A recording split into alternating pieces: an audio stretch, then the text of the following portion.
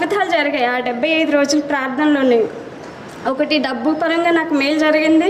ఇంకొకటి నేను ఎప్పటి నుంచో అనుకున్న, సంవత్సరం నుంచి అనుకున్నది కూడా మొన్న రీసెంట్గా నేను 10 days బ్యాక్ మళ్ళీ ఇన్స్టిట్యూట్కి వెళ్తున్నాను తిరిగి. చాలా సంతోషం. రెండో సాక్ష్యం ఏంటంటే, అన్నయ్య కొంచెం డబ్బులు వచ్చేదానికి ప్రార్థన చేయండి. మళ్ళొక వారం తిరిగేలోపు ఈరోజు ₹1,00,000 వచ్చినాయని దేవుడే తనే సాక్ష్యం చెప్తుంది. 3 ఏళ్ల నుంచి చూడలేదు తన డబ్బులు. అమ్మ అవునారా? అవునన్నా, అది నిజం.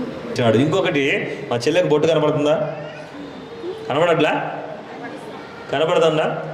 బైబిల్ సంఖ్యలో లేదుగా. నేను ఎందుకు చెప్తున్నా అంటే, సేవకులు అందరూ కూడా బొట్టుంటే ఇలా, ఇంకొకళ్ళు ఉంటే అలా. అరే, మనుషుల కన్నా మనస్సు గొప్పది, గుర్తుపెట్టుకోండి. నేను మతాన్ని నమ్మను, మనస్సును నమ్ముతా. ఎవరైతే మనస్ఫూర్తిగా యేసయ్యకి ప్రార్థన చేస్తున్నారో వాళ్ళు ఏ మతం అయినా కానీ వాళ్ళ కోరిక నెరవేర్చాల్సిందే. అదే నా దేవుడు.